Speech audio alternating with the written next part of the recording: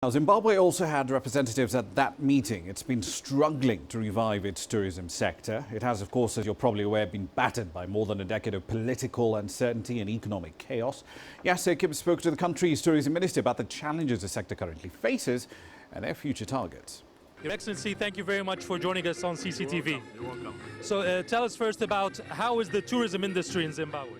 Well, it is doing very well, except that what we don't have are the growth markets of the world, and they include the BRICS, Brazil, Russia, India, China. But principal amongst them is obviously China, which we are all targeting globally, from the British to the Americans to Africa itself. We are all striving to be China-friendly destinations, and that means putting infrastructure that is aligned to your social tastes and needs. It is here that every planner in tourism must sit down and say, what is going to be my market share going forward? So even in Zimbabwe, as we plan now, we say what is going to be our market share. And we're encouraged by the fact that one of our principal gates of entries is the Victoria Falls. It has been upgraded and developed infrastructurally by a Chinese loan to the tune of $150 million. And I'm sure the Chinese have an interest in making sure that that loan is recovered.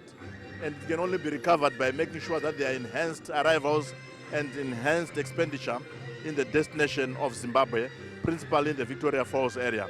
So what are the numbers right now of the tourists coming to Zimbabwe, and what is your target in the near future?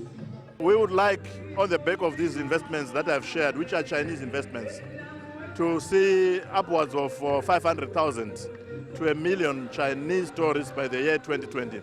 That is what is on our dashboard of the 5 billion tourism economy.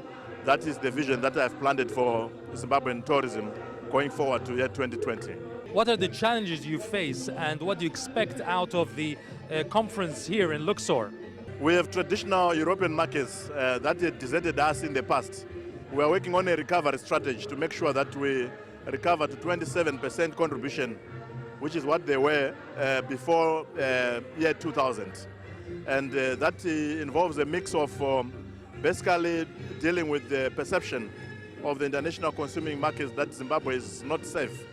And this is a message that is sold on the back of global mainstream media. But even more importantly, we want to employ the tools of social media, because now as people visit destinations, they are able to confirm the safety of destinations without depending or resorting to state diplomacy, which sometimes misinforms about the security of destinations.